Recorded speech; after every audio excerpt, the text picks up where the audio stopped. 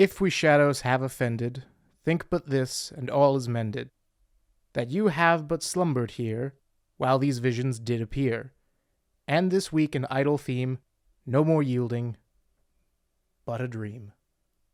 That was part of Puck's ending speech for A Midsummer Night's Dream. That show, as well as Shakespeare in general, is one of the very big inspirations for me and why I got into fantasy and storytelling in general. And it's one of the reasons that I enjoy tabletop role-playing games like Dungeons & Dragons. So here is my... doesn't feel right to call it a tribute, but we'll say this was inspired by Midsummer Night's Dream.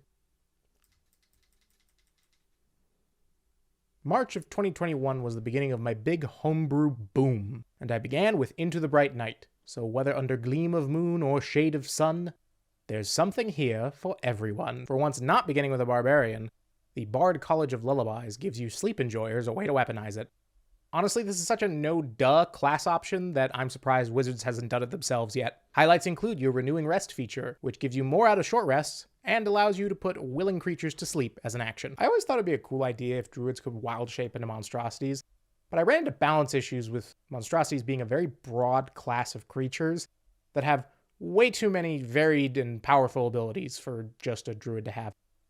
So instead I took all the traits that I did want Druids to have when they wild shape, and I put them into the Circle of Nightmares. You're welcome. Highlights include their Dread Beast feature, which does everything I just talked about, to monks. Or actually more like 1.5 monks. Way of the Dream Strider gives you a monk focused on the power of dreams, and also weaponized sleep punches.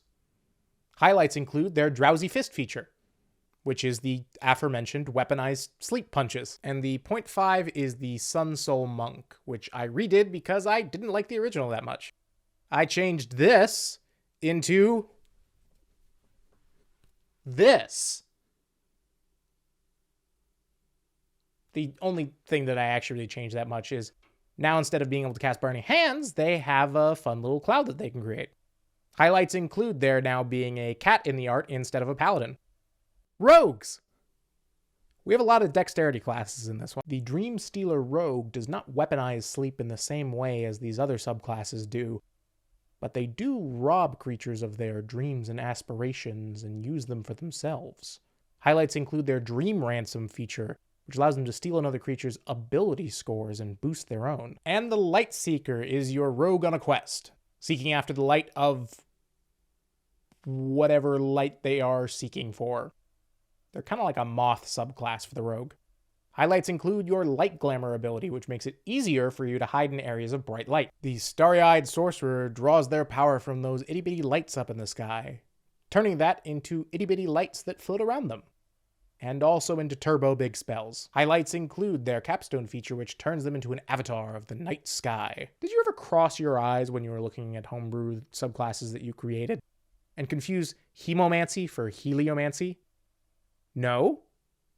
Well, now you can see the product of that hypothetical. The School of Heliomancy. Highlights include Dazzle, which lets you blind opposing creatures with your light show magic. And those are those, and Wheeze is done. Leave a comment, let me know what you think. That's the video. Good night.